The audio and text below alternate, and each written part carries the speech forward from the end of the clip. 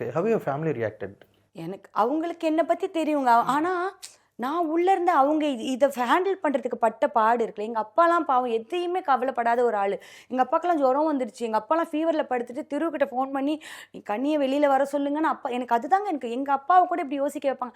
அப்பா தான் நான் இன்றைக்கி இவ்வளோ ஸ்ட்ராங்காக பேசுகிறேன், எல்லாத்தையும் இவ்வளோ இதுவாக பாசிட்டிவாக எடுத்துக்கிறேன், இவ்வளோ ஃபார்வர்ட் திங்கிங் இருக்கு. அது அப்பா தான். எங்கள் அப்பாவே இவ்வளோ யோசிச்சு உடம்பு முடியாத அளவுக்கு போகிறாங்கன்னா அது எவ்வளோ அஃபெக்ட். நான் இன்னும் எதுக்குள்ளேயுமே போகல. எனக்கு வந்து கான்டெக்ட் மட்டும்தான் தெரியும். மெசேஜஸோ என்ன நடந்துச்சோ வீடியோஸோ எதுவுமே பார்க்கல. இமேஜ் அது இது என்னென்னமோ சொல்கிறாங்க. இதுனா அதுவா, அதுனா இதுவா. எங்கள் கொஸ்டின் கேட்கணுன்னா எல்லாத்தையும் கேட்கலாங்க. அப்போ நம்ம மனுஷங்கன்றதுக்கு என்னங்க இது இருக்குது?